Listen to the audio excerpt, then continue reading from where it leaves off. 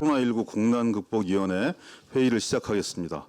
먼저 코로나19 국난극복위원회 이낙연 위원장 모두 말씀을 듣겠습니다.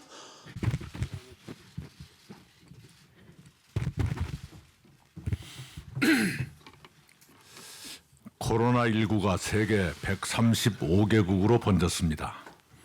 환자가 14만 3천 명, 사망자가 5,400명에 육박합니다. 경제도 세계적 동반 추락에 빠져들었습니다.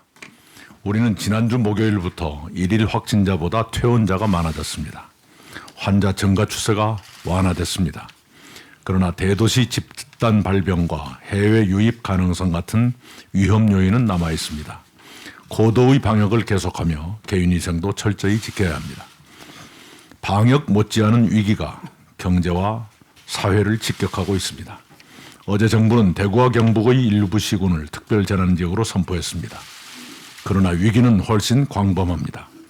지금 우리 앞에 놓인 고난은 IMF 외환위기보다 더 길고 넓어질 가능성이 있습니다. IMF 외환위기는 우리만 겪었습니다.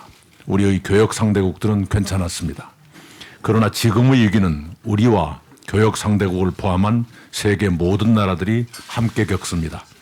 수출 의존도가 높은 우리로서는 IMF 외환위기보다 지금이 훨씬 더 아플 수 있습니다. 불행 중 다행으로 우리의 최대 교역 상대국 중국으로 가는 수출이 급속히 회복되고 있습니다. 그럼에도 우리는 사태 전개에서 한시도 눈을 뗄 수 없습니다. 두 가지를 주문합니다. 첫째는 국회가 추경을 내일까지 처리해달라는 것입니다. 추경 처리 시한이 내일까지입니다. 추경 같은 긴급 재정 지원은 시기가 생명입니다. 산업과 생활의 현장은 하루가 급합니다. 숨이 넘어갈 것 같은 현장을 국회가 외면하지 말기를 바랍니다. 둘째는 정부가 비상한 체제로 하루하루 대응하라는 것입니다. 피해 업종에 대해서는 특단의 대책으로 지원을 계속해 이 위기의 계곡을 건너도록 도와야 합니다. 동시에 외환시장과 금융시장 등의 위험 요인을 성공적으로 관리해야겠습니다. 대통령께서 제안하신 G20 화상 정상회의가 열리고 세계 금융시장과 외환시장을 안정시킬 국제 공조가 본격화되기를 바랍니다. 마스크 오부제를 시행한 지 일주일이 지났습니다. 약국 앞 줄서기 같은 불편을 견뎌주신 국민 여러분께 송구스럽고 감사합니다. 관계당국은 지난 일주일의 성과와 과제를 국민 앞에 솔직히 설명해드리고 향후 계획도 내놓으시기 바랍니다. 각급 학교의 개학은 조금 더 연기하는 것이 불가피해 보입니다. 그렇다고 하더라도 세부적인 과제는 많을 것입니다. 교육당국은 방역당국과 협의하며 최상의 결정을 내려주시기 바랍니다. 정부와 지자체에 특별히 제안합니다.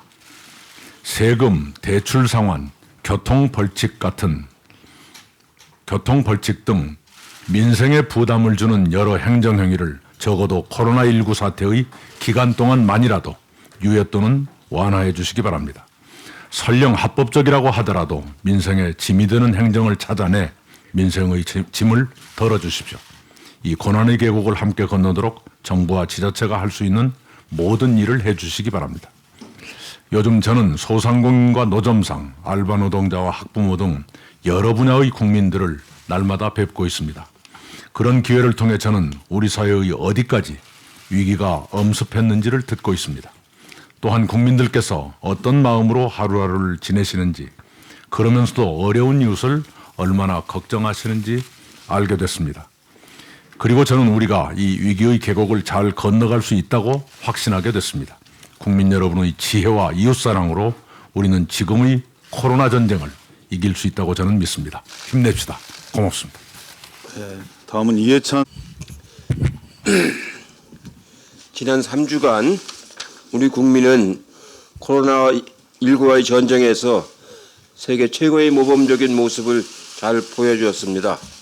국민 여러분, 의료진, 공직자 여러분, 대단히 감사한 말씀을 드리겠습니다.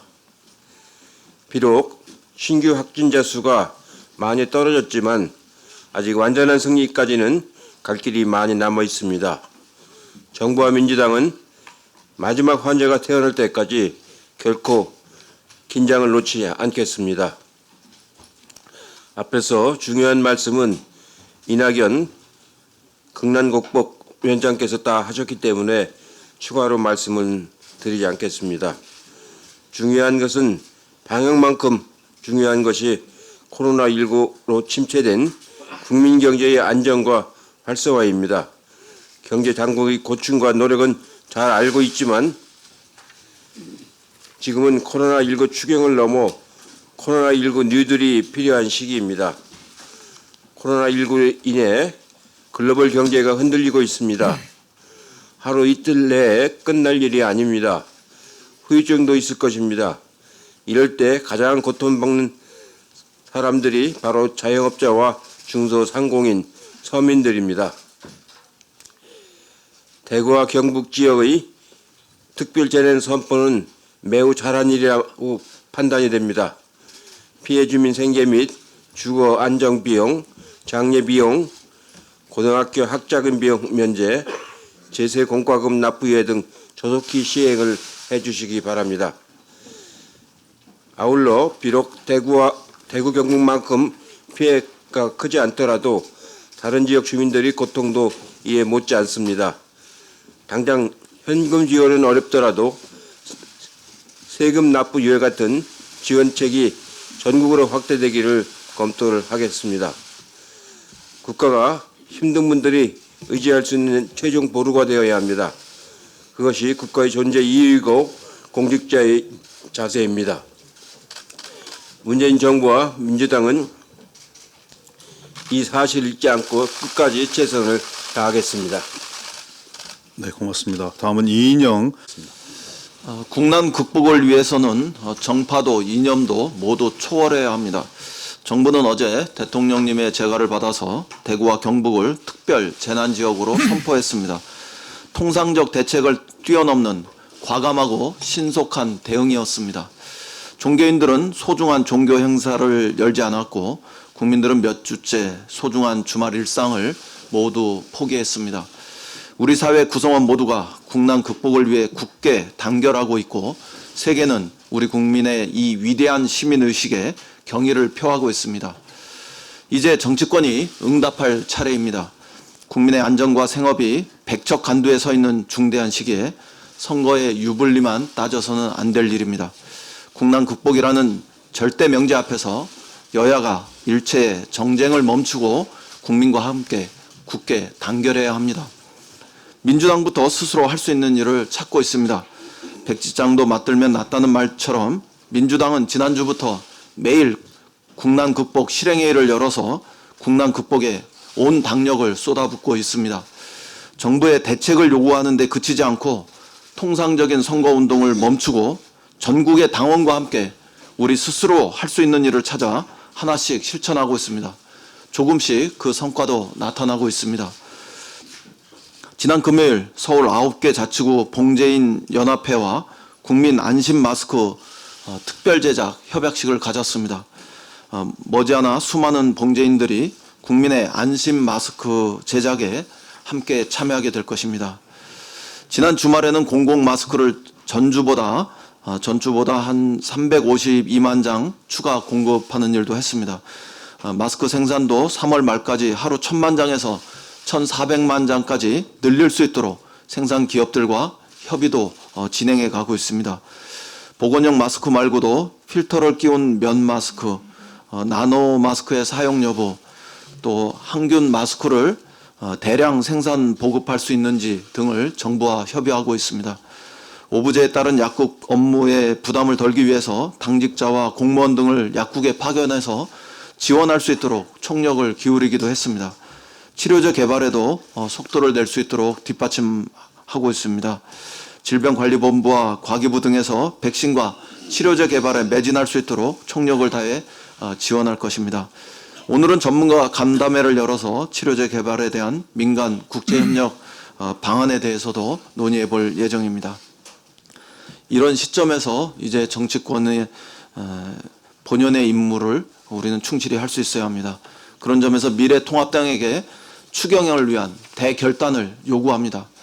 어제 미래통합당은 우리 당의 추경 증액 요구를 헬리콥터 현금 살포다, 퍼퓰리즘이다 이렇게 맹공격했습니다.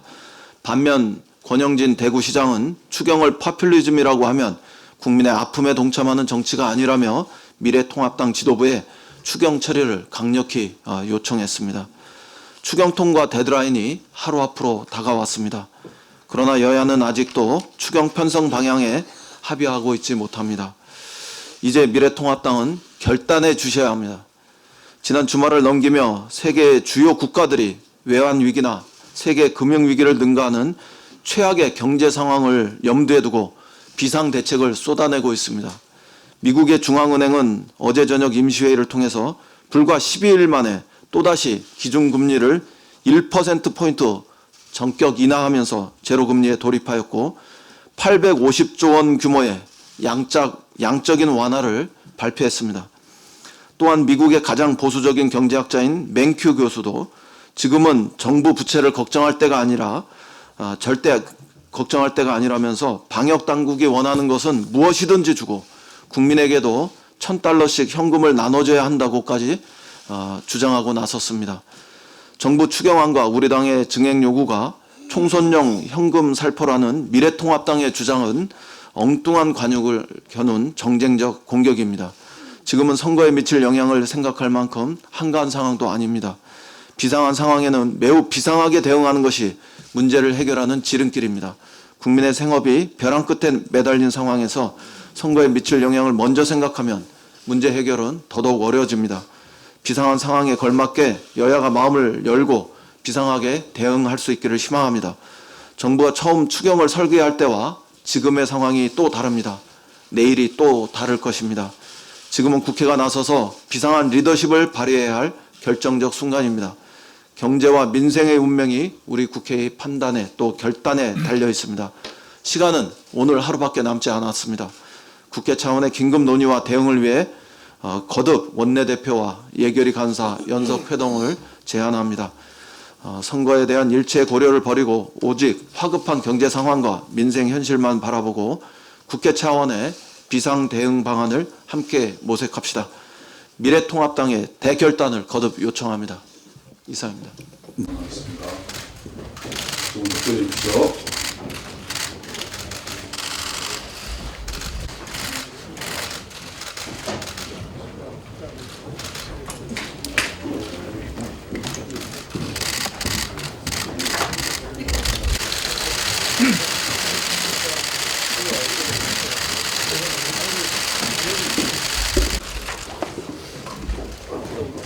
협조 좀 부탁드리겠습니다.